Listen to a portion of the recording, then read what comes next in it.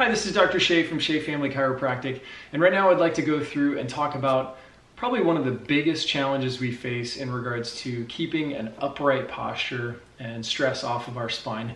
This is definitely the number one long-term cause of subluxation that I've ever seen when it comes to body position habits. The seated posture is really difficult, and unfortunately never before have we ever faced such a challenge of being exposed to sitting, not for short periods of time, but really for hours and hours and hours, starting at a very young age and then progressing throughout our entire lives, especially if we professionally sit in front of a computer or at a desk. This is just a huge issue for low back, for neck, for the upper back, really for the entire structure. So let's go over some basics. When we're at a desk, you're going to want to start by bringing your chair relatively close to the desk. Otherwise, we automatically have to compromise and move into this position to be able to just start the thing off. So what I would have you guys do is tuck your chair underneath the desk, nice and tight. Your feet are going to go flat on the floor.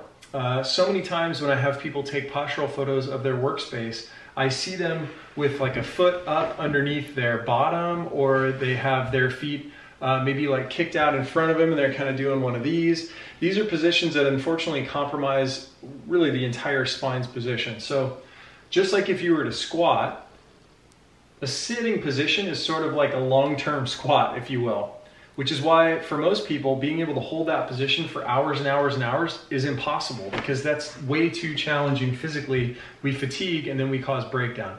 So start out with your feet flat on the floor, about shoulder width apart. And the next thing you're going to do is you're going to want to create 90-degree angles. 90-degree angle between the foot and the lower leg and the knee. And you're going to want to create a 90-degree angle between the hip bone going up into the low back. You'll next want to look at the 90-degree angle that you're going to try to create between your elbow bone and the bone in your forearm. And you want to see that your wrist is relatively flat. So if I were to look at my setup right now, I would give this maybe a B, because you can see that my angle is a little bit more than 90, and you can see I've created a little bit of an angle here at my wrist joint. These are all things with repetition that may cause breakdown in the long run. So 90-degree angles is really important. Next thing you're going to want to focus on is turning on your abdominal wall. Most people think that sitting is an inactive position, which is incorrect. Sitting is an active position. We always talk about a slight heart up position, which ends up being really critical to being able to keep your shoulder blades back and down, which is the next step, and then that head slightly retracted. So when we look at this position, now we've got everything stacked. The spine's not going to break down, we're stable. We're going to take our keyboard, guys, and you're going to want to bring it to your body. Same thing with your mouse and your mouse pad. If you keep your keyboard and your mouse way out in front of you, these positions cause us to do this, which causes breakdown. In association with this, we want to take our monitor. You want to see that the top of your monitor is going to really be about at the level of your eyes. So right now, if I were to look at my setup, and I changed my setup so I could show you how this looks like when I take most of these postural photos, you want to bring the top of the monitor at least to the height of your eyes, if not slightly more. So that way your head is not compromising its position in order to be able to go down and look at the middle of the screen. So bring those monitors up, guys. So what I've done in the past for people is I've just recommended that they go ahead, they grab some books, they sit the monitor on top, and then what they can do is they'll have everything lined up. So right now I'm looking dead at the middle of my screen. My keyboard and mouse are right next to me. I've got my shoulder blades back and down, my abs are turned on, my head's in a retracted position, and now I'm in a good position to be able to do what I need to do. The hard part with this is, unfortunately, you're going to fatigue in this position. So spending an hour, 2 hours, 3 hours in a seated posture is really difficult. We get really tight in our hips, like the muscles around the hip, especially the hip flexors that go from your spine to your legs.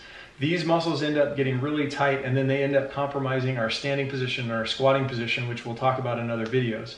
So make sure that you ideally have a situation where you can go from a seated position to a standing position. That is the ideal version.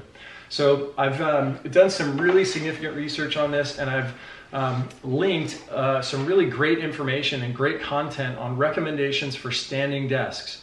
ones that just sit on top of your desk and move up to a standing position, or ones that have the entire desk actually be able to motorize and raise up the entire surface of the desk. So both of those are great options. I really recommend taking about maybe 60 or 70% of your day and being in the standing position, and then the other 30-40% of your day you could be in that seated posture when you fatigue from standing. So you're alternating back and forth all day long.